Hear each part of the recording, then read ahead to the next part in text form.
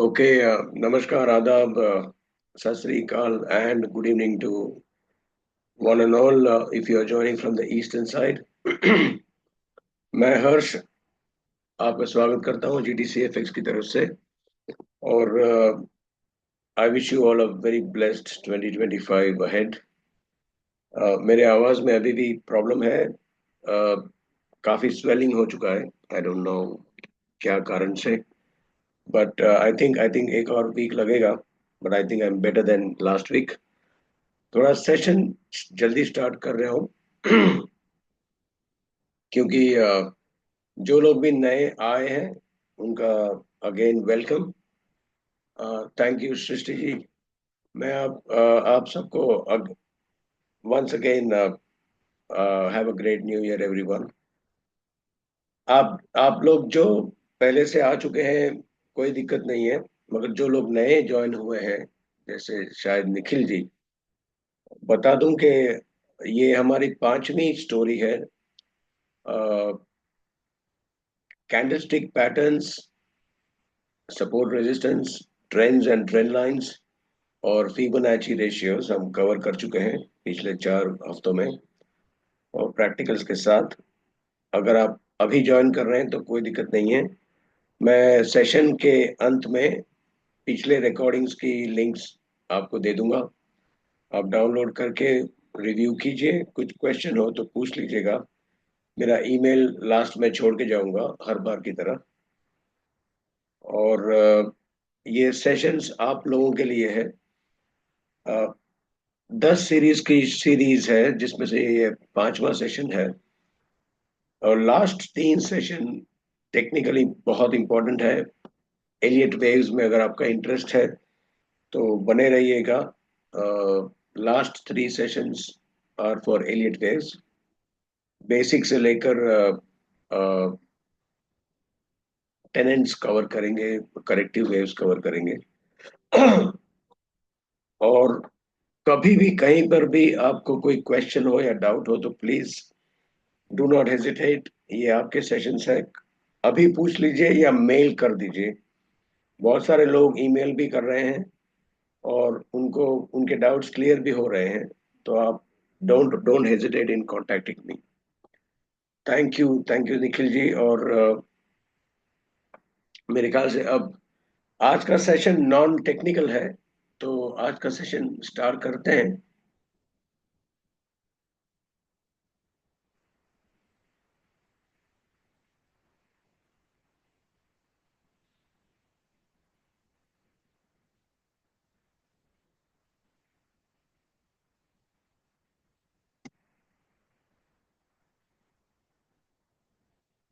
आज का topic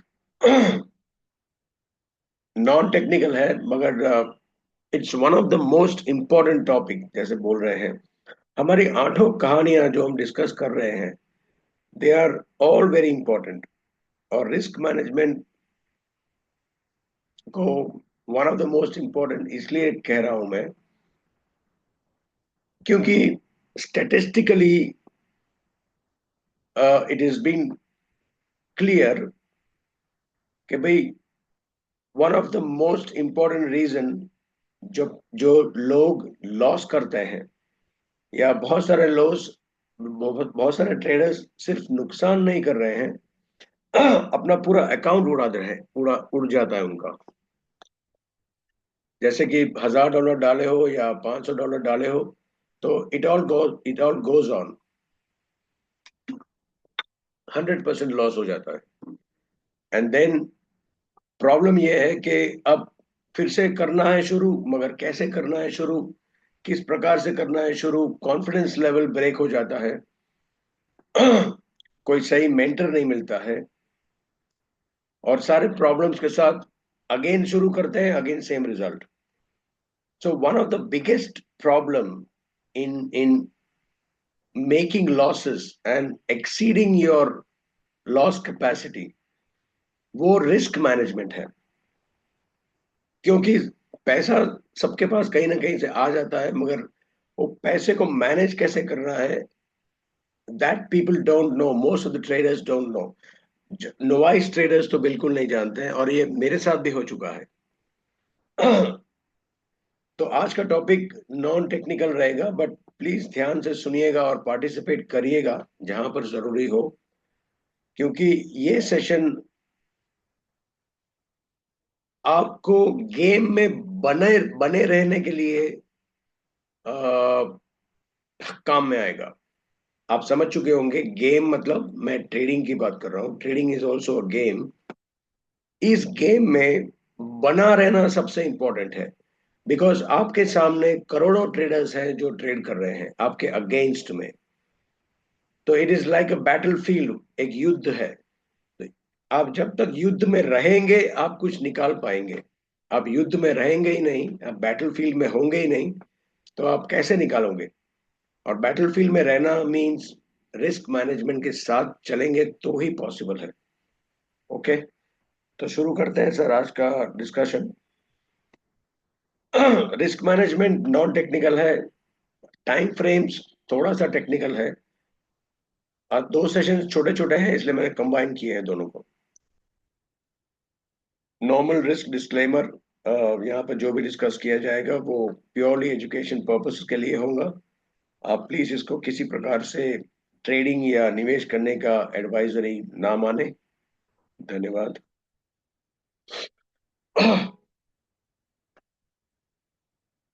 okay sir, capital सबसे पहले पूछते हैं अपने आप को कि कैपिटल क्या है। What is capital? मेरे ख्याल से आप जितने भी लोग हैं यहाँ पर मेरे से बेहतर जानते होंगे कि जो भी हमारे पास जो मूडी है, अ, चाहे फिर वो मोस्टली लिक्विड फंड्स अगर हमारे पास जो भी है, वो हमारा कैपिटल है। करेक्ट? अब सब मोस्टली लोगों को ये पता है कि कैपिटल क्या है। क्या आप मुझे ये बता सकते हैं रिस्क कैपिटल को कैसे डिफाइन करेंगे? प्लीज आप जो भी देवी और सज्जन यहाँ पे हैं, कोई या तो माइक अनम्यूट करके बता सकते हो या टाइप कर सकते हो।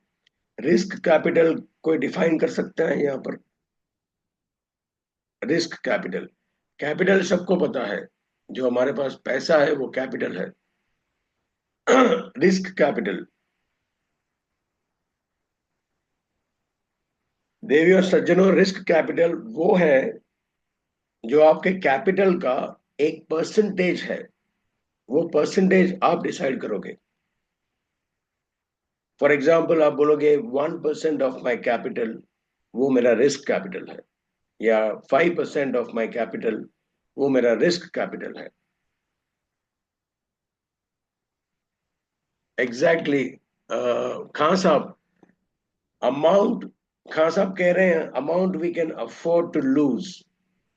एकदम पॉइंट ब्लैंक सही जवाब है, क्योंकि रिस्क कैपिटल वो आपके कैपिटल नहीं है। रिस्क कैपिटल आपका कैपिटल के परसेंटेज है, जो एक बार जीरो भी हो जाए, जैसे खान साहब बोल रहे हैं amount we can afford to lose, वो जीरो भी हो जाए तो आपकी स्टैंडर्ड ऑफ लिविंग को असर नहीं होना चाहिए। फॉर एग्जाम्पल आज हम किसी किसी प्रकार से जी रहे हैं, उसमें तकलीफ ना आए, वो पैसा चला जाए तो भी, that is our risk capital. I hope all of you are agreeing to this point.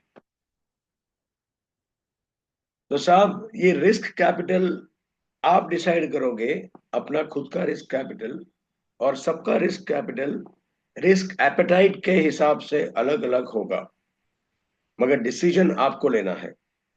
For example, आपने डिसाइड किया कि मेरा रिस्क कैपिटल $1000 है, तो वो रिस्क कैपिटल आप डालेंगे ट्रेडिंग अकाउंट में एज अ मार्जिन, या ट्रेडिंग इन्वेस्टमेंट अकाउंट में as as an investment fund और whatever।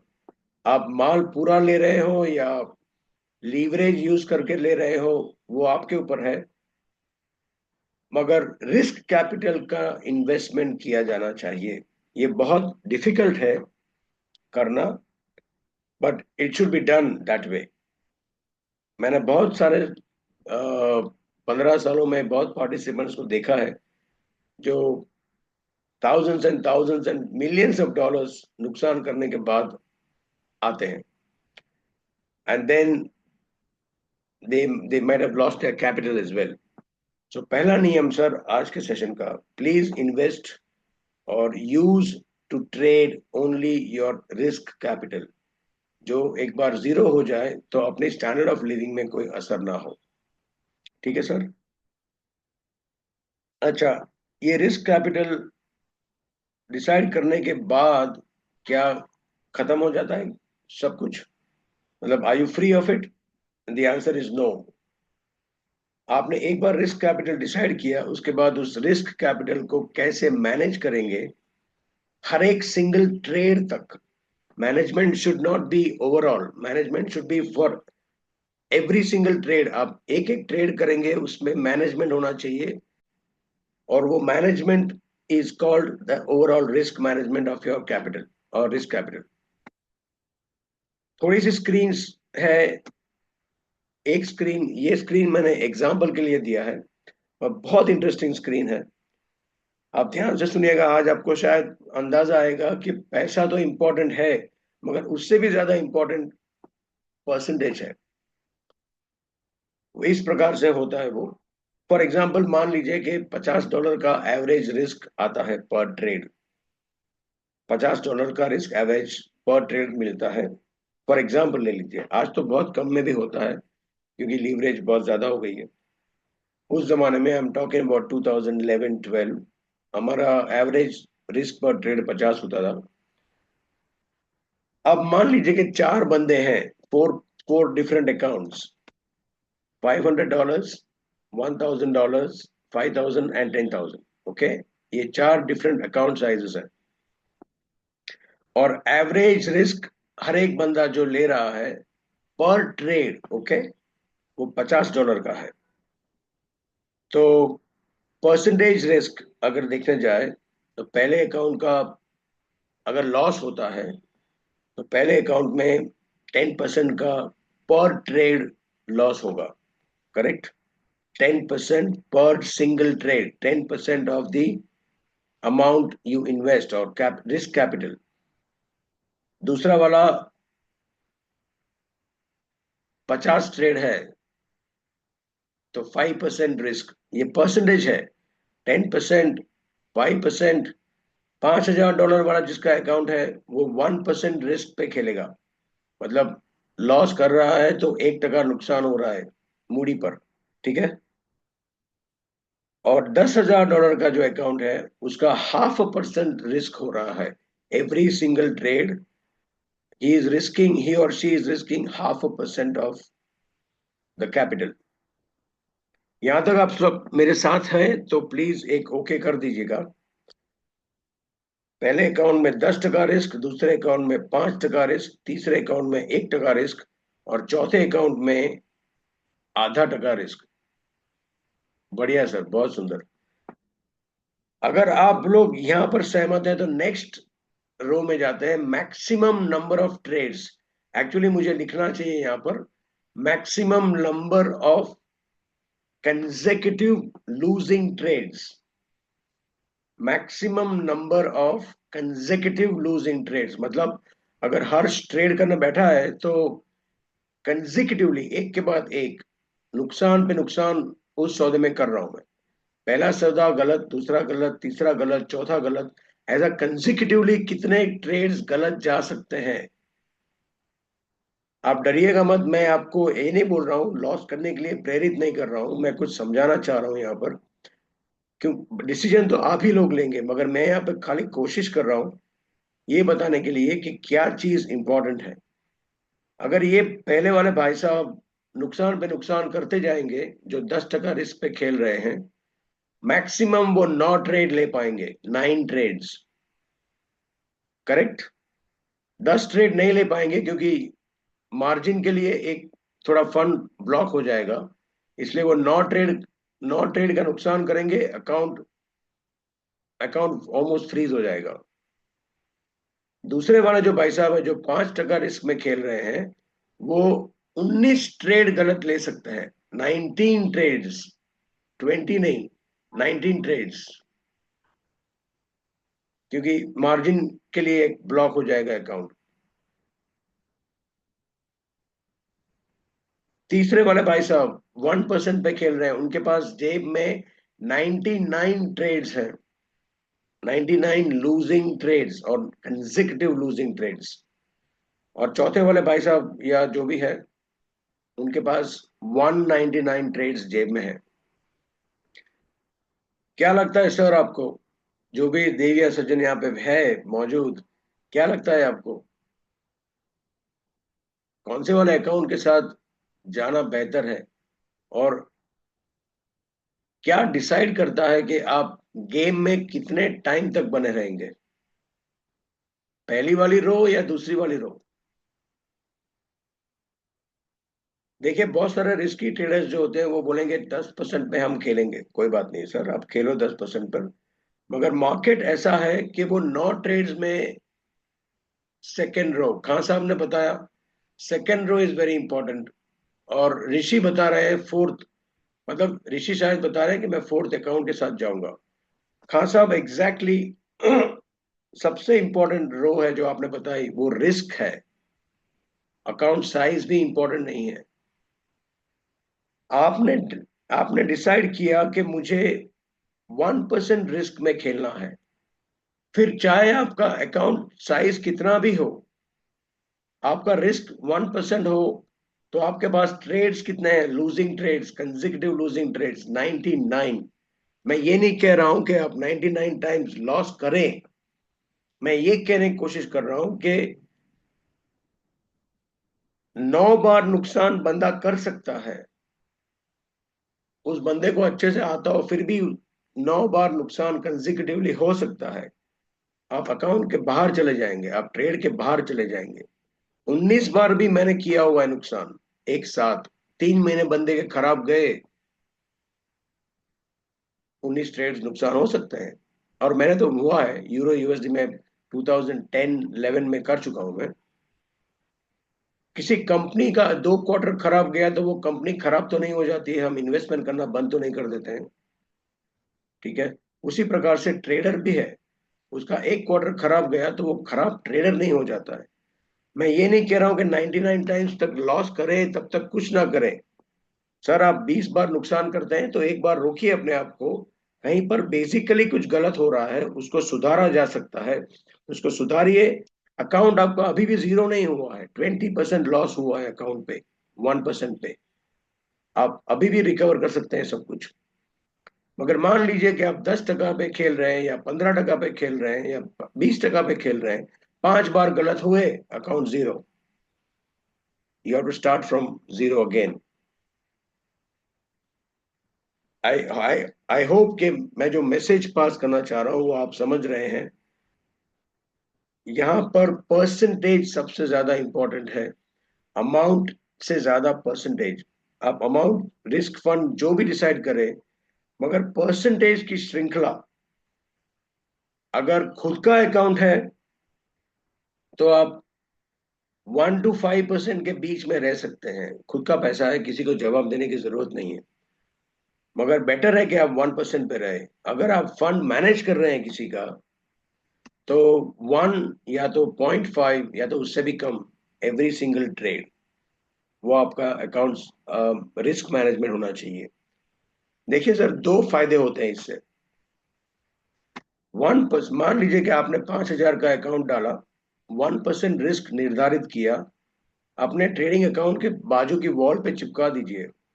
आपके पास 2 रिजल्ट आएंगे। पहला result, 99 trades in the pocket. That means आपको 99 बार नुकसान नहीं करना है, बट आपको पता है कि 99 ट्रेड्स में करने के लिए सक्षम हूं, तब तक मुझे कोई बाजार से बाहर नहीं निकालेगा। दूसरा फिगर बहुत इंपॉर्टेंट है साइकोलॉजिकली। अगर आप स्विंग ट्रेडिंग करते हैं एबीसीडी के हिसाब से या एलियट वेव के हिसाब से, जो हम आगे सीखने वाले हैं या डिस्कस करने वाले हैं, तो आपके एवरेज मंथली ट्रेड्स, अगर आप स्कैल्पिंग नहीं कर रहे हैं, अगर आप हाई फ्रीक्वेंसी ट्रेड्स में नहीं हैं, आप स्विंग ट्रेडिंग कर रहे हैं, तो आपके एवरेज ट्रेड्स मंथली 4 to 5 होंगे मैक्सिमम। एवरेज मंथली ट्रेड, एक ए बी का सी पे बाय किया या सेल किया, और डी तक आप खड़े रहे, महीने में 4 ट्रेड एवरेज निकलेंगे, साल के हो गए 60 ट्रेड, 60 ट्रेड्स। आपके पास जेब में 18 महीने होंगे, 99 ट्रेड्स अगर आपके जेब में है तो 18 months you have to develop this business. और सही बता रहा हूं सर, जब तक आप ट्रेडिंग को बिजनेस की तौर से लेंगे तब तक आप सेफ है। जब जब आपने या हमने या मैंने उसको सट्टे की तौर से लेना शुरू कर दिया तो हर एक बंदे को नुकसान है सर। ठीक है, ये स्क्रीन सर आप आपके दिल में उतर गया हो तो आगे की स्क्रीन पे चले जाएं। अगर ये स्क्रीन से आप सहमत हैं और ये है तो प्लीज एक ओके कर दीजिएगा तो मैं आगे चलूं। ये बहुत रिस्की है। 10%, this is okay average, 1% is better, and 0.5 or even less is the best. मैं उम्मीद करता हूं कि सर आप आज समझ गए होंगे कि रिस्क परसेंटेज सबसे ज्यादा इंपॉर्टेंट है। पैसा तो इंपॉर्टेंट है ही, मगर risk management percentage is more important. और दूसरा एक चीज जो लोग बहुत इजीली गलतफहमी में आ जाते हैं, सक्सेस परसेंटेज वो मैटर नहीं करता है साहब। फॉर एग्जाम्पल, आपने किसी ट्रेडर को पूछ लिया कि भाई आपका सक्सेस रेशियो क्या है। सक्सेस रेशियो मतलब 10 में से कितने ट्रेड आपके सही जाते हैं। वो भाई साहब ने बोला कि 90% या 95%। तो अपने को क्या लगता है कि भाई ही और she would be a very good trader. वो हो सकता है, मगर जरूरी नहीं है कि वो हो। क्योंकि अगर रिस्क मैनेजमेंट खराब है, रिस्क मैनेजमेंट खराब है, तो वो 90% सक्सेस रेशियो हो तो भी नेगेटिव परफॉर्मेंस में जा सकता है बंदा। आप ध्यान से सोचिएगा, अगर बंदा 10% रिस्क पे खेल रहा है और 20 में से 10 में से 3 ट्रेड उसने नुकसान के कर दिए तो 30% इक्विटी लॉस हो गई है। 7 बार सही गया है तो 70% ट्रेड सक्सेस में है। मगर उसमें जब वो सही था तब उसने कितने पॉइंट्स कमाए वो जानना जरूरी है। जब नुकसान करता है तब 150 पॉइंट गए या 200 पॉइंट गए, और जब प्रॉफिट करते हैं तब 30 पॉइंट लेकर आए। आप मैथमेटिक्स जोड़ लीजिए, 7 times right, 210 points, 1 time wrong, 200 point loss, account is negative। Success ratio फिर भी 90% है। इसलिए सक्सेस रेशियो अगर अच्छा है तो सेकंड क्वेश्चन पूछिए, आपका रिस्क रिस्क मैनेजमेंट कैसा है। अब रिस्क मैनेजमेंट कैसे डिसाइड करते हैं, थोड़ा उसमें जाते हैं। फॉर एग्जाम्पल, देखो पैसा इंपॉर्टेंट नहीं है, ये स्क्रीन आपको कंफर्म कर देगा। एक भाई साहब $50,000 लेकर बैठे हैं, 10% रिस्क के साथ खेल रहे हैं। सीधी बात, उनके पास लूजिंग ट्रेड्स कितने हैं कंसेक्यूटिव? 9, ओनली 9। दूसरे सज्जन या देवी $5,000 के साथ खेल रहे हैं, 1% रिस्क के साथ। उनके पास कंसेक्यूटिव लूजिंग ट्रेड्स कितने हैं? 99। सीधा हिसाब है सर। $50,000 आपके पास है, मगर आप 9 टाइम गलत गए तो आपका मार्केट आपको ये नहीं बोलने वाला है कि I am really very sorry, आप $50,000 नुकसान कर चुके हो, मगर मैं आपको फिर से एक मौका दूंगा। मार्केट नहीं बोलेगा ऐसा। आपको जयराम जी की बोल देगा या अल्लाह हाफिज बोल देगा। They will not, market is the ruthless person, and unfortunately market हमेशा सही होता है। तो $50,000 काम का नहीं है, 1% रिस्क यहाँ पर काम का है। मैं ये बिल्कुल कोशिश नहीं कर रहा हूं कि आप 99 लॉस ट्रेड्स को लॉस करें, नहीं। 10 ट्रेड भी अगर नुकसान में जा रहा है तो अपने आप को रोकिए, सुधारा जा सकता है। कहीं पर बेसिक मिस्टेक हो रही है, मगर अकाउंट आपका बचाए रखिए, उसके लिए रिस्क मैनेजमेंट इंपॉर्टेंट है। ठीक है सर, एक कदम आगे चलते हैं, उसके बाद रिस्क मैनेजमेंट का टॉपिक डिस्कस खत्म हो जाएगा। $5,000, 1% रिस्क। आपका परमिसिबल रिस्क कितना हुआ? $5,000 एट 1% रिस्क, परमिसिबल रिस्क $50 हुआ आपका। मतलब अगर मैं यहाँ पर ट्रेड मैनेजमेंट कर रहा हूं तो हर्ष ने अपने आप को एवरी सिंगल ट्रेड पर $50 का रिस्क लेने के लिए परमिशन दिया है। मैंने अपने आप को $50 पर ट्रेड रिस्क लेने का परमिशन दिया है, करेक्ट। अब खुद को दिया हुआ वादा तो बंदा तोड़ेगा नहीं। अब स्टॉप लॉस क्या चीज है, यहां पर पैसा बहुत इंपॉर्टेंट है, ये बहुत इंपॉर्टेंट है। कई लोगों को मैंने देखा है कि ट्रेड करने के बाद सोचते हैं कि स्टॉप कहाँ रखूं। नहीं सर, ये पहले होना चाहिए, ये प्रक्रिया पहले होनी चाहिए। Stop loss is actual risk offered by the market. मतलब अभी लास्ट में जब प्रैक्टिकल करेंगे टाइम फ्रेम के बाद, तो आपको पता चलेगा कि स्टॉप लॉस पहले आता है। हमने पहले डिसाइड किया स्टॉप लॉस, एंट्री और प्रॉफिट, ये तीनों आंकड़े पहले आते हैं ट्रेड करने के। ट्रेड करने के बाद नहीं ढूंढा जाता है कुछ भी। तो स्टॉप लॉस वो चीज है जो हमको मार्केट ऑफर करता है। मतलब ये एक्चुअल रिस्क है। परमिसिबल रिस्क तो मैंने अपने आप को दिया है, मगर एक्चुअल रिस्क कौन डिसाइड करेगा सर? मार्केट। ओके। तो अब सिंपल फॉर्मूला ये है कि अगर actual risk is less than equal to permissible risk, you are allowed to trade. For example, market ने एक्चुअल रिस्क ऑफर किया है $30 का, और मैंने अपने आप को परमिट किया है $50। तो actual risk is less then permissible risk, आप ट्रेड करें।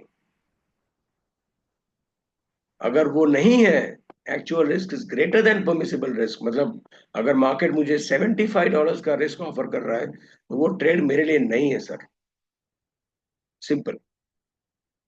वहां पर कहानी खत्म हो जानी चाहिए।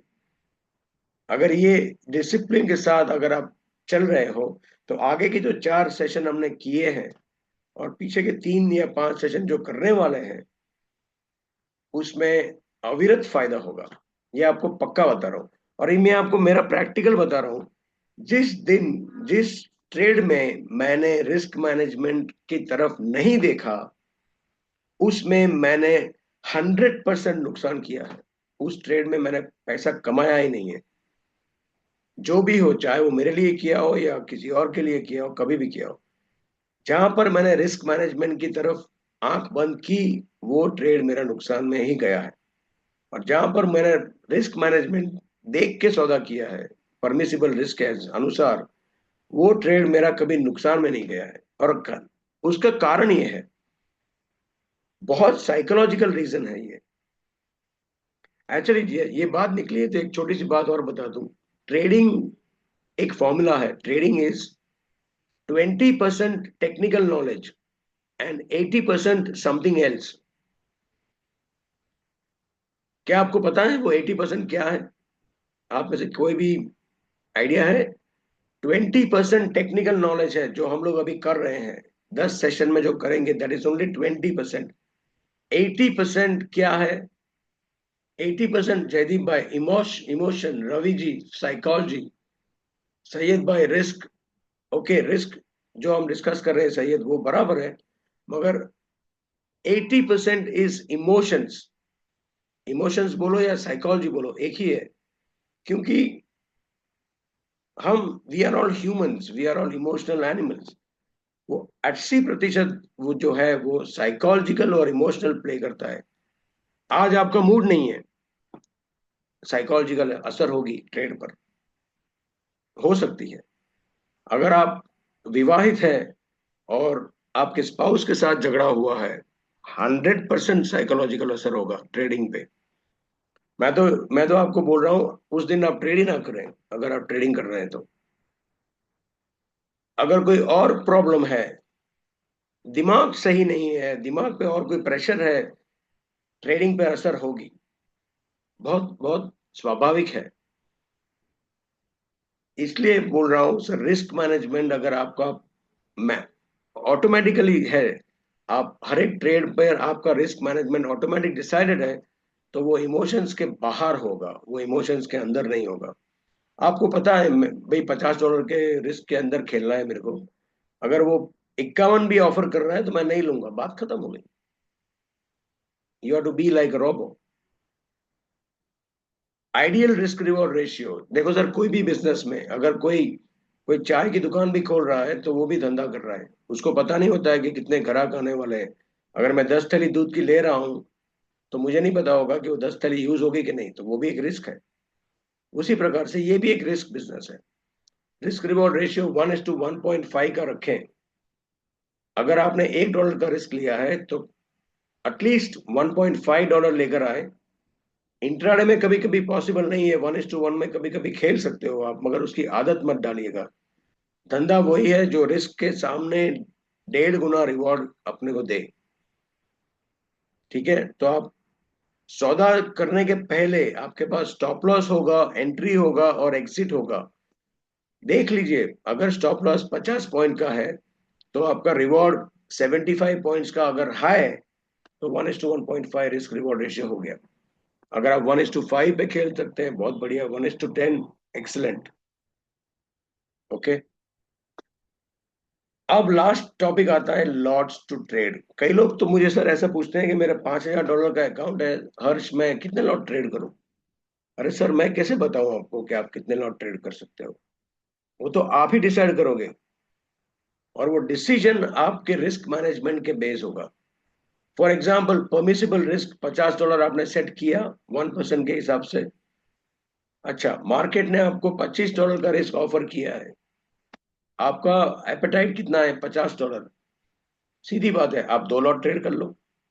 अब लॉट स्टैंडर्ड है कि माइक्रो है कि मिनी है, उससे कोई लेना देना नहीं है, वो तो आप ही डिसाइड करेंगे। स्टैंडर्ड करो या मिनी करो या माइक्रो करो, कुछ भी करो, मगर मैक्सिमम लॉस 50 $50 का है आपका, तो आप इसमें 2 लॉट कर सकते हैं। अगर 2 लॉट है तो मतलब मैं मिनी लॉट में ट्रेड कर रहा हूँ, 10,000 का एक लॉट है, $10,000 का। ठीक है, सिंपल हो गया सर लॉट साइज। तो we have discussed risk management क्या चीज है, आइडियल रिस्क मैनेजमेंट कैसे डिसाइड किया जाता है परसेंटेज के ऊपर, रिस्क मैनेजमेंट का परसेंटेज कितना होना चाहिए, आइडियली 1:1.5, और लॉट साइज कैसे डिस्कस करते हैं, वो आपके परमिसिबल रिस्क के ऊपर आधारित है। अगर यहां तक आप लोग सब मेरे साथ हैं तो हम आगे चलते हैं।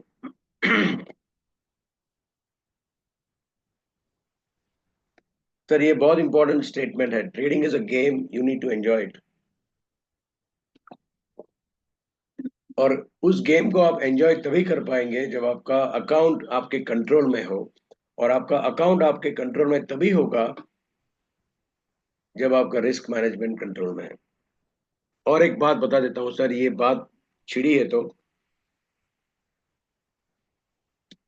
ट्रेडिंग की प्रोसेस में ऐसी कौन सी चीज है जो आपके हाथ में 100% कंट्रोल में है? कभी सोचा है? ट्रेडिंग की प्रक्रिया में ऐसी कौन सी चीज है या ऐसा कौन सा पॉइंट है जो 100% आपके कंट्रोल में है? कभी सोचा है तो बताइए मुझे, 1 मिनट लेंगे यहाँ पर। 100% इन आवर कंट्रोल, ऐसा कुछ भी है मार्केट में? ट्रेंड, प्रॉफिट, ट्रेंड रिवर्सल, 100% मेरे कंट्रोल में। एक ही चीज है सर अपने कंट्रोल में, लॉस। कितना लॉस मैं हर एक ट्रेड पे करूंगा वो ही मेरे कंट्रोल में है। शुक्ला साहब और मोहम्मद जी, बिल्कुल सही बोला है आपने। एक ही चीज कंट्रोल में है सर, नुकसान। तो फिर वही अगर एक चीज कंट्रोल में है तो क्यों उसको कंट्रोल में नहीं रखा जाए? देखो सर, मैं आपको बता रहा हूँ, इतने एक्सपीरियंस के बाद, 15 साल के एक्सपीरियंस के बाद, प्रॉफिट भी अपने कंट्रोल में नहीं होता है। मार्केट को चाहे उतना प्रॉफिट आपको दे सकता है। हमारा फिबोनाची रेशियो 85% हिट करता है 1.67 1.27 टारगेट। मगर मार्केट की अगर इच्छा ज्यादा देने की है तो हम क्या मना करेंगे उसको? अगर थर्ड वेव चल रहा है तो 1.618 क्रॉस होके 2.618 3.618 4.618 का टारगेट आएगा। तो तब क्या करेंगे? मना करेंगे मार्केट को? नहीं sir, thank you very much कहेंगे। ट्रेंड हमारे कंट्रोल में नहीं है, ट्रेंड रिवर्सल तो बिल्कुल नहीं है। एक ही चीज कंट्रोल में है, वो है लॉस। और लॉस को कंट्रोल करने की प्रक्रिया हमने डिस्कस की अभी। ठीक है सर। तो ये सेशन यहाँ पे समाप्त होता है, आगे का सेशन चलते हैं। बहुत छोटा सा सेशन है, टाइम फ्रेम्स, इसलिए मैंने कंबाइन किया हुआ है इसमें। 5 मिनट से ज्यादा नहीं लगेगा इसमें सर। कम से कम 15 different time frames trading software offer करते हैं। आज तो उससे भी ज्यादा लोग सेकेंड्स में ट्रेड करते हैं, क्योंकि हाई फ्रीक्वेंसी ट्रेडिंग इंट्रोड्यूस हो चुका है। एल्गो ट्रेडिंग लोग करते हैं। मैं ना HFT करता हूँ ना एल्गो करता हूँ। आप ना बेसिकली चार्ट एनालिसिस के हिसाब से मोस्टली स्विंग ट्रेडिंग ही होता है। अगर आप स्विंग ट्रेडिंग के आसपास में हो, या शुरू कर रहे हो, या सीख रहे हो, या शुरुआत में हो, तो यही स्क्रीन आपके लिए इंपॉर्टेंट है। 4 टाइम फ्रेम आपके लिए इंपॉर्टेंट है, 15 मिनट, आवरली, 4 आवरली और डेली। बहुत ज्यादा जरूरत पड़े तो वीकली। जैसे जैसे आपने ट्रेडिंग के ऊपर कॉन्फिडेंस गेन कर लिया, 6 महीना, 1 साल, 2 साल, 5 साल, और वो आप एब्सोल्युटली कंफर्टेबल हो गए, उसके बाद आप 15 मिनट से नीचे चले जाओ, कोई दिक्कत नहीं आएगी। या दिक्कत आएगी तो भी आपको, आप समझ जाओगे कि ये क्या है। क्योंकि स्टार्टिंग में एक चीज करने जाओगे, इतना नॉइज मिलेगा आपको कि आप कंफ्यूज हो जाओगे, ABCD प्लॉट नहीं कर पाओगे आप वहां पे। सजेशन ये है, जब तक आप एब्सोल्यूट कॉन्फिडेंट ना हो जाओ, 15 के नीचे मत जाओ। ये मेरा सजेशन है। 4 टाइम फ्रेम अपने काम के हैं, डेली, 4 आवर, 1 आवर और 15 मिनट्स।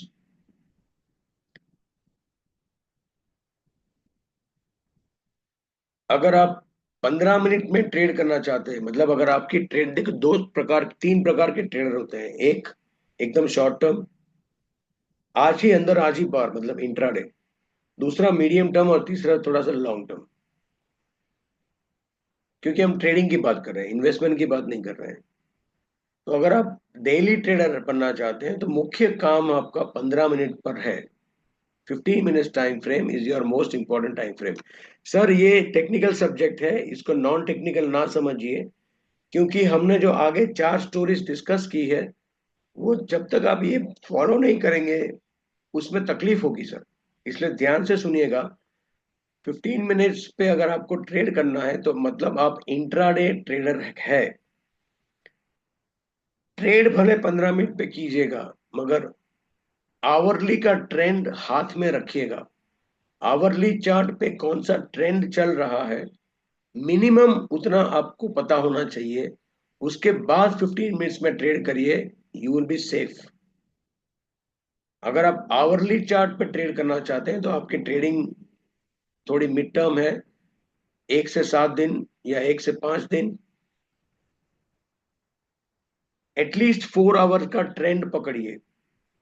क्योंकि क्योंकि जब तक आप पिताजी को नहीं समझोगे, जब तक आप दादाजी को नहीं समझोगे, आप बच्चे को ट्रीट नहीं कर पाओगे।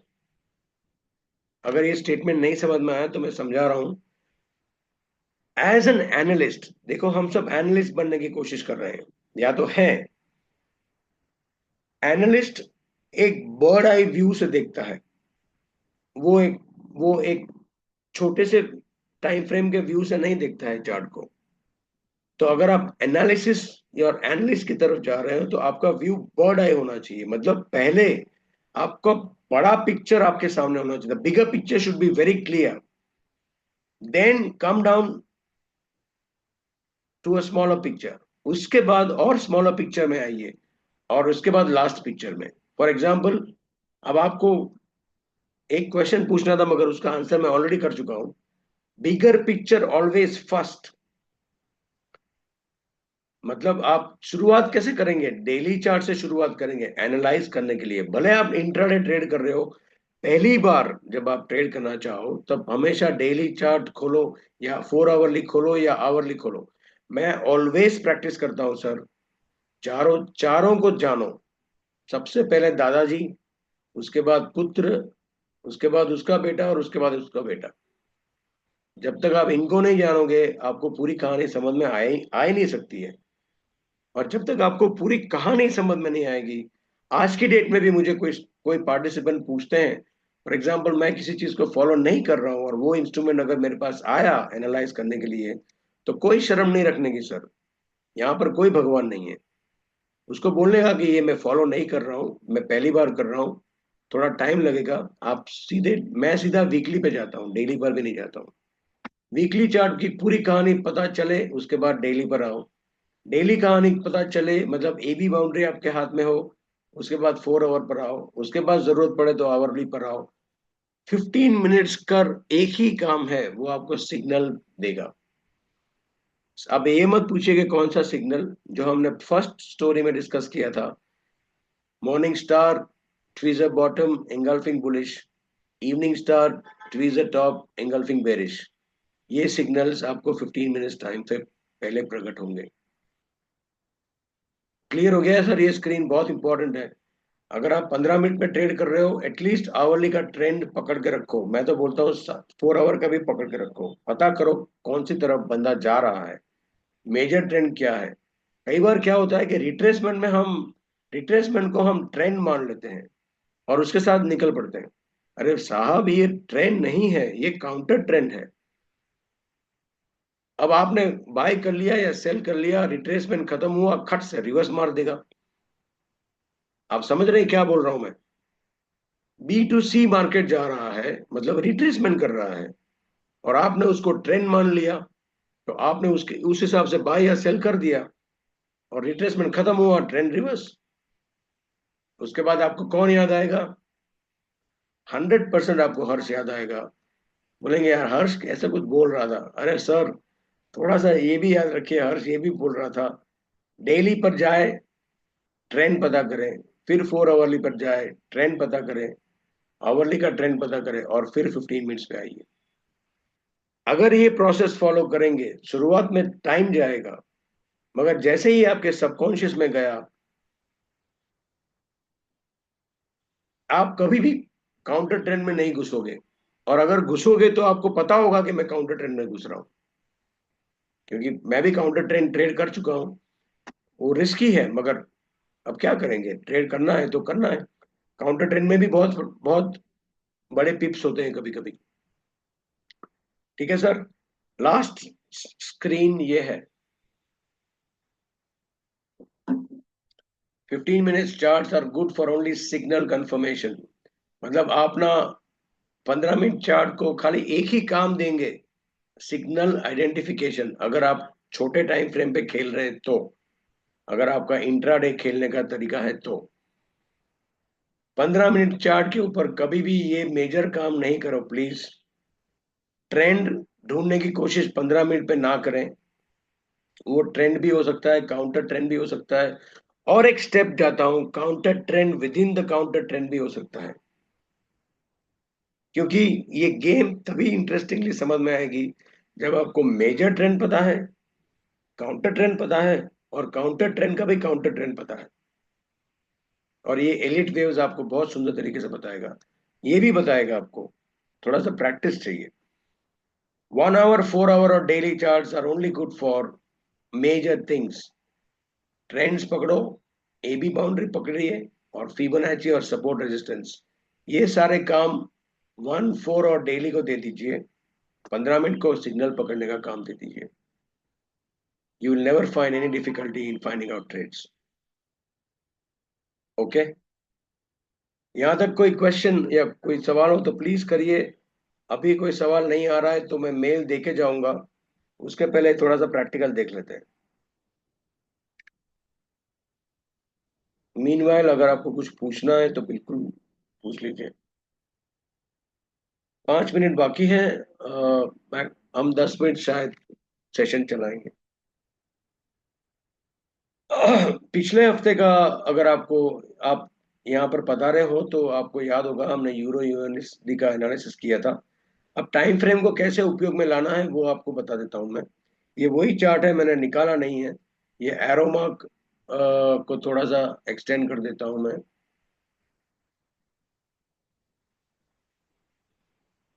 लास्ट टाइम हमने डिसाइड किया था कि भाई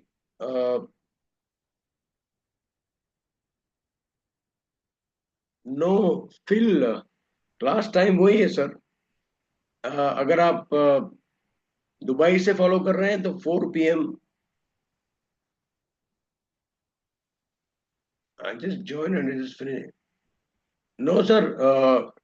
4 4 4 PM UAE time. 4 PM UAE time. 4 PM UAE time. Okay. Okay. No problems. Okay. No problems. Okay. अब ये कैपिटल ए था।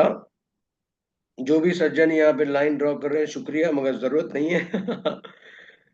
कैपिटल ए, कैपिटल बी और ये बड़ा कैपिटल सी की हम, कोई बात नहीं सर, आप करो तो भी कोई बात नहीं है, बुरा मत लगाओ। ये हमारा ही सेशन है, आप मेरे को हेल्प भी करोगे, कोई टेंशन मत करो, आप करो तो भी प्रॉब्लम नहीं है। ए बी और सी की हम राह देख रहे थे, राइट। लास्ट गुरुवार को भी हम इधर इधर ही थे। और आज या कल में ये कहानी यहाँ से खत्म होने वाली है और रिवर्सल एक्सपेक्टेड है। बट मार्केट को अपना काम करने देते हैं। अब डेली चार्ट पर मैं सी की वेट कर रहा हूं, फॉर एग्जांपल। अगर आपको और प्रिसीजन चाहिए तो आप क्या करेंगे, डेली चार्ट के ऊपर आपको बड़ी एबी बाउंड्री मिल चुकी है, आप सी की वेट कर रहे हैं, तो आप धीरे से 4 आवर पे चले जाएंगे। क्योंकि 4 आवर पे आपको चार्ट नजदीक से दिखाई देगा, एक्चुअल जो कर रहा है वो दिखाई देगा।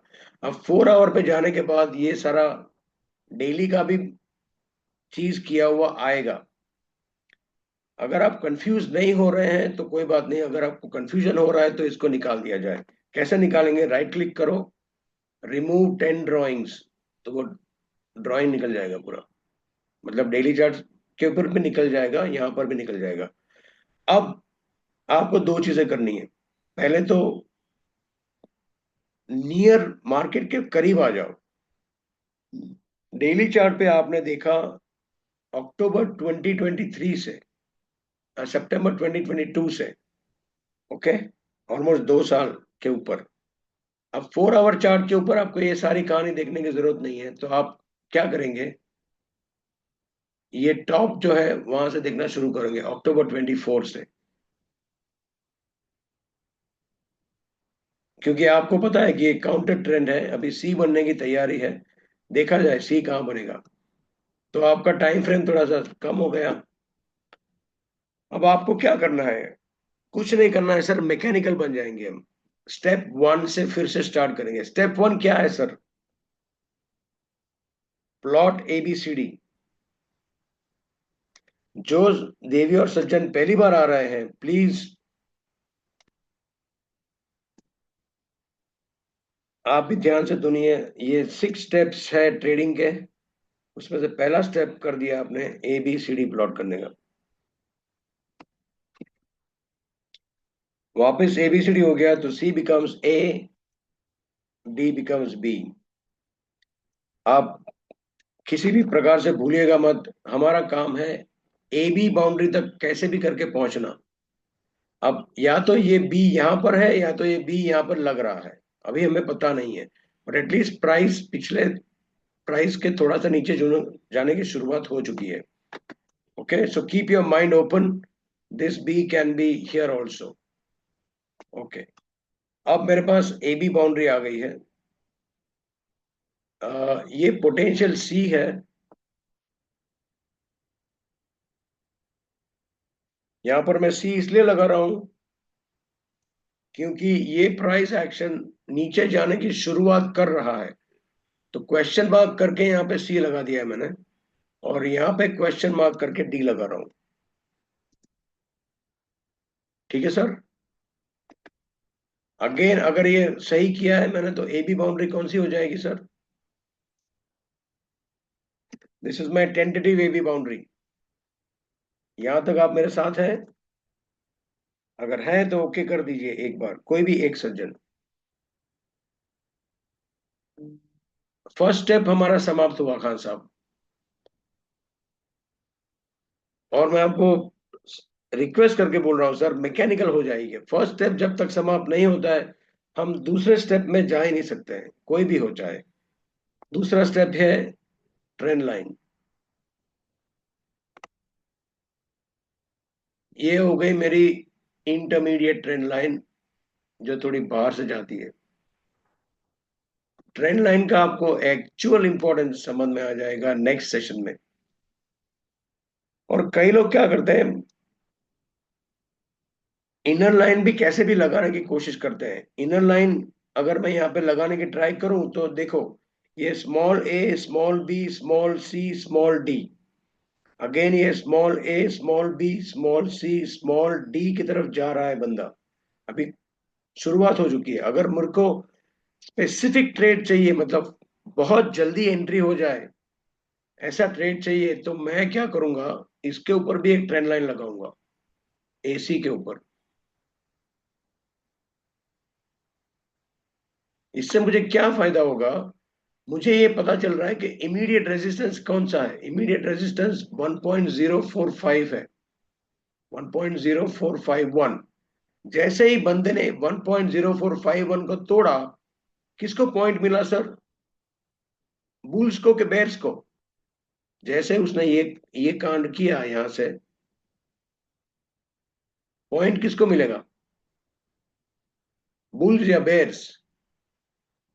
Bulls, correct Shukla ji. Okay, bulls को पॉइंट मिला, मतलब यहां से अपनी गेम होने की तैयारी करना शुरू कर देंगे। ये हमारी नई छोटी एवी बाउंड्री हो जाएगी, और उसके रिट्रेसमेंट पर बाय करने की तैयारी करेंगे हम। सिंपल। तो ये आपके ऊपर छोड़ रहा हूं मैं। जितना क्लोज ट्रेड आप लेना चाहो, उतनी क्लोज ट्रेंड लाइन लगाओ। ओके, ये नहीं लगाओगे तो भी गलत नहीं है। आपका रेजिस्टेंस अभी, मेजर रेजिस्टेंस यहाँ पर है, उसमें कोई गलती नहीं है। 100 पॉइंट का डिफरेंस है, but you will be more safe. Choice is yours. आपको इस रेजिस्टेंस के ब्रेक के ऊपर खेलना है, या इस रेजिस्टेंस के ब्रेक के ऊपर खेलना है। ओके, अगर आप बहुत एग्रेसिव हो तो आप इसके ऊपर खेल सकते हो, थोड़े से कंजर्वेटिव आप इसके ब्रेक के ऊपर खेल सकते हो। ओके, अभी मेरे पास ए बी बाउंड्री आ गई, ट्रेंड लाइन आ गई, step number 3 A B boundary आ गई। अब मैं चाहूं तो 1 आवर पे चला जाऊं, जो भी आपको कंफर्टेबल हो वैसा।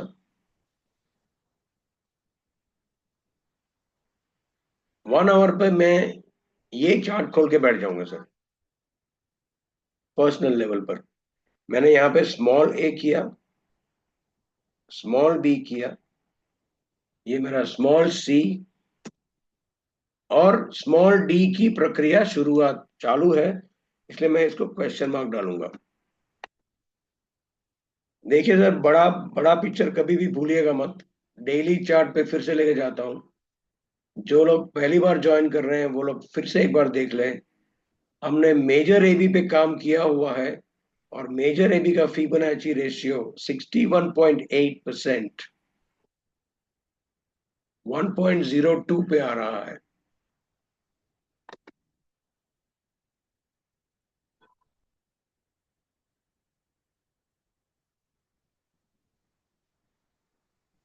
ये लाइन देखिए 1.02, यहां पर मेजर सपोर्ट है। ये माइंड में रखेंगे और आवरली चार्ट पर चुपचाप बैठ जाएंगे। This is called not running. Market के पीछे नहीं दौड़ेंगे, मार्केट को हमारे पास आने देंगे। अब मार्केट के पीछे नहीं दौड़ना मतलब क्या, कि भाई यार अभी 1.03 चल रहा है, 1.02 तक जा सकता है, मैं चलो एक सेल कर देता हूँ। तो इमोशनल होकर आपने सेल कर दिया। सेल करने के बाद आपको पता चला अबे स्टॉप लॉस कहाँ रखूं। फिर आप बोलेंगे यार ये तो रिट्रेसमेंट रेजिस्टेंस तो यहाँ पर है, अब ये तो चला 200 पॉइंट का स्टॉप लॉस हो जाएगा। 100 पॉइंट का रिस्क, 200 पॉइंट का रिवॉर्ड, सॉरी 200 पॉइंट का रिस्क, 100 पॉइंट का रिवॉर्ड। हो गई गलती सर, आप रिस्क रिवॉर्ड के विरुद्ध में चले गए। इसलिए मार्केट को अपना काम करने दो। आपको ऑलरेडी पता है कि ये डाउन ट्रेंड खत्म होने की तैयारी है, ये काउंटर ट्रेंड खत्म कभी भी हो सकता है। होने दो इसको खत्म, और चौड़ा नीचे जाए तो बहुत अच्छी बात है। इमीडिएट रेजिस्टेंस 1.45 के आसपास है, वो जब तक टूट नहीं जाता मैं कुछ नहीं करूंगा या करूंगी। वो जैसे ही टूटता है, फर्स्ट स्टेप बन गया मेरा। क्या फर्स्ट स्टेप बना? मान लो कि यहाँ पर लो बनाया उसने हाइपोथेटिकली, तो ये हो गया मेरा स्मॉल ए, वो हो गया मेरा स्मॉल बी। क्लियर? तो ए बी बाउंड्री बन हाथ में आ गई। देखो सर, चाहे फिर वो कोई भी हो, ए बी बाउंड्री के सिवाय और सी के सिवाय एंट्री तो कोई नहीं ले सकता है, चाहे आप हो या मैं हूं या कोई भी हो। ए बी बाउंड्री आ गई आपके हाथ में, खींचो फिबोनाची रेशियो। अभी तक आई नहीं है, आजकल में आएगी जरूर। अगले गुरुवार तक आपको हाथ में हो जाएगा आपके पास ट्रेड। अगर मान लो कि ये ए बी बाउंड्री हो गई है तो ये आपका सी हो गया, यहाँ पर आपने एंट्री करना है। और ये सी अगर आप एंट्री कर रहे हो तो आपको पहले से पता है मेरा स्टॉप लॉस इसके नीचे है, मेरा टारगेट फिबोनाची एक्सटेंशन देगा। मगर टारगेट की ज्यादा चिंता नहीं करनी है, क्योंकि ये स्मॉल ए बी का टारगेट होगा, आपका एक्चुअल टारगेट तो बहुत ऊपर जाएगा। इसलिए आप टारगेट को ओपन भी रख सकते हो, और आप छोटे छोटी छोटी साइकिल खेल भी सकते हो, that is up to you. समझ आ गई सर बात? This technique is actually not running behind the market. आपने मार्केट को ऑलरेडी बोल दिया है कि भाई मैंने पता है कि तू 1.02 तक जा सकता है, तू कर ले तेरे को जो करना है वो, उसके बाद मैं तेरे को ट्रेड करूंगा या करूंगी। That's it. Clear sir? और जब तक बंदा 1.02 के आसपास आता है, आपने क्या करना है, सब कुछ तैयार तो है, आपको 15 मिनट पे चले जाना है। भाई साहब यहाँ पर सबसे पहले चिल्लाएंगे। क्या चिल्लाएंगे भाई? ये मैंने वो चार्ट रखा है, कैंडलस्टिक कर देता हूँ। सबसे पहले ये भाई साहब चिल्लाएंगे, बोलेंगे या तो मैंने मॉर्निंग स्टार दे दिया, या तो ट्वीजर बॉटम दे दिया, या तो एंगल्फिंग बुलिश दे दिया। और वो आपका फाइनल स्टेप एंट्री करने के लिए है, या एंट्री नहीं, अब बहुत रिस्की है तो कर लो, मगर रेजिस्टेंस ब्रेक होने के बाद पुल बैक पे करो तो ज्यादा अच्छा है। क्लियर हो गया सर? चारों टाइम फ्रेम कैसे उपयोग में लाना है, उसका प्रैक्टिकल्स।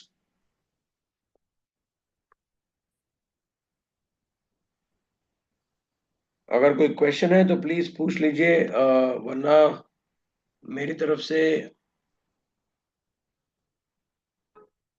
आज का सेशन यहीं तक है। अगले गुरुवार को मिलेंगे। अगले गुरुवार का सेशन थोड़ा ट्रिकी है मगर बहुत इंटरेस्टिंग है। हाँ, सबका रिकॉर्डिंग मिलेगा सर, सबका रिकॉर्डिंग मिलेगा। मैं पर्सनल रिकॉर्ड कर रहा हूँ, आपके लिए अपलोड कर दूंगा। आप मुझे मेल कर दीजिए इस सेशन के रिकॉर्डिंग के लिए, मैं मेल पे दे दूंगा। और जो देवी और सज्जन पहली बार आए हैं, अगर कोई है तो प्लीज बताइए, मैं सारे रिकॉर्डिंग अभी दे रहा हूँ। शुक्ला साहब, गोल्ड का चार्ट भी ऐसा ही है। एक मिनट देख लेता हूँ, पहले आपको मैं इनको रिकॉर्डिंग दे देता हूँ। ये मेरा ईमेल है सर, आप नोट कर लीजिए। कोई भी डिफिकल्टी हो, कोई भी रिकॉर्डिंग चाहिए, कोई भी क्वेश्चन पूछना है तो आप इस पे मेल कर लीजिए। और मैं, जो पहले लोग आए नहीं है, पहले 4 सेशन का रिकॉर्डिंग एक एक करके दे रहा हूँ।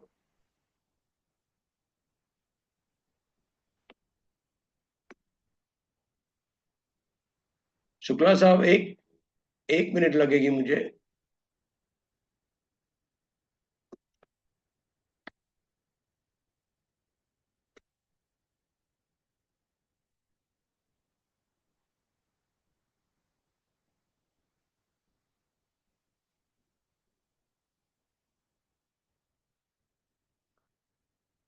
सर जी, ये पहला सेशन।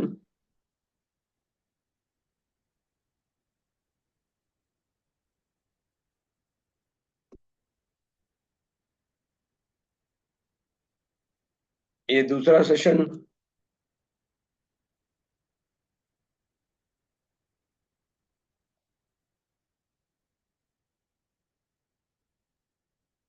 सबको दिख रही है ना सर लिंक्स? कई बार ऐसा होता है कि दिखता नहीं है। ये तीसरा और ये चौथा, फिबोनाची। और अभी का जो सेशन है वो रिकॉर्डिंग होने के बाद मैं अपलोड करूंगा। जिसको जल्दी है मुझे मेल कर दे, मैं रिप्लाई में आपको लिंक दे दूंगा, नहीं तो अगले सेशन में मैं इस आज का रिकॉर्डिंग भी पेश करूंगा। और सर, दो और लिंक दे रहा हूं, अगर आपको इंटरेस्ट है तो प्लीज आइए। इंग्लिश की सीरीज स्टार्ट हो रही है 14 जैन से। और ट्रेडिंग में जिसको इंटरेस्ट है वो ये सेशन तो मिस नहीं कर सकता है, जो अभी मैं पेस्ट कर रहा हूं। 17 जनवरी से 17 जनवरी से every Friday, please note down the timing. The timings are not changing. It is all 4 p.m. Dubai time. हर एक session 4 p.m. Dubai time. Live analysis session हम 17 जनवरी से स्टार्ट कर रहे हैं शुक्ला साहब। एवरी फ्राइडे आपके जो भी पर्सनल भी क्वेश्चंस हैं या पर्सनल एनालिसिस भी है, उनको भी मैं लूंगा रियल टाइम में। और अपन सारे सब लोग एक साथ रियल टाइम में ट्रेड करेंगे, मतलब एनालाइज करेंगे, सॉरी। अब गोल्ड, शुक्ला साहब आपको गोल्ड बता देता हूँ। गोल्ड एक्चुअली थोड़ा सा ऊपर जाएगा, मगर रेजिस्टेंस के आने की तैयारी में है। ये गोल्ड का डेली चार्ट है। एक्चुअली एबी बाउंड्री मैं शॉर्टकट में आपको बता रहा हूँ। आइए आइए शुक्ला साहब, everyone is welcome in the live analysis session. मैं चाहता हूँ कि सभी लोग पधारें। It's going to be very interesting. Live session की भी लिंक दे दी है, इंग्लिश सेशन की भी लिंक दे दी है, और 4 रिकॉर्डिंग की लिंक्स।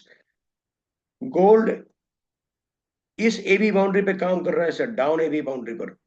आप एग्रेसिव अगर हैं तो you can start selling something over here, but I think best entry point is around 2670, 2660-70 के आसपास, जो 61 है, वहां पर शॉर्ट बनता है। स्टॉप लॉस 2730 के ऊपर। पोटेंशियल ट्रेड ऐसा बन रहा है, पोटेंशियल ट्रेड सेटअप। गोल्ड थोड़ा सा और ऊपर जाएगा, उसके बाद it's going to it might take down trend. और पोटेंशियल टारगेट जो है,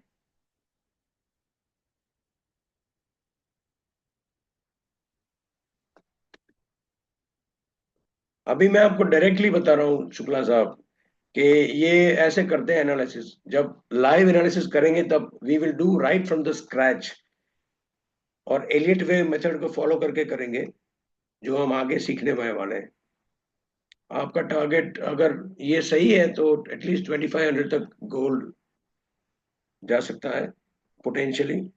एक साइकिल गोल्ड की नीचे की तरफ बाकी है, मगर आपका स्टॉप लॉस 2730 को अगर ब्रेक किया उसने, तो वो ट्रेंड चेंज कर सकता है। तब तक वो नीचे की तरफ है, sell on rallies. Potential trade for gold, entry around 2670, stop 2730, और टारगेट 2500। ये आपका potential trade setup for gold है। Okay sir, any other question? अगर आपको कुछ है तो बता दीजिए, या पूछ लीजिए। ये मेरा ईमेल है, मैंने आपको सारी लिंक्स दे दी हैं। अगर कोई क्वेश्चन नहीं है तो धन्यवाद, आप लोग सब बता रहे हैं उसके लिए। I will look out for next Thursday. Thank you very much. Next Thursday 9th January, fill again 4 p.m. Dubai time brother.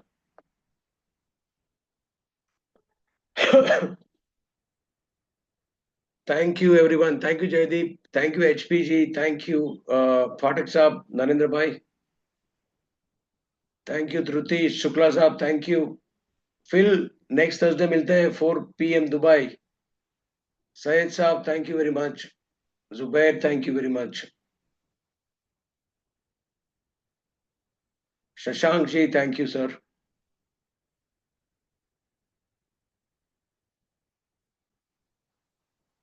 विजय साहब, thank you very much.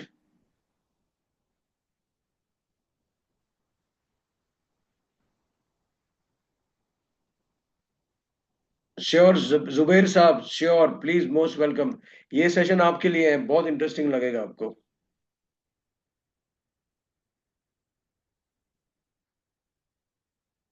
Thank you, sir. Thank you, Srishti ji. Thank you, Mohammed Saab.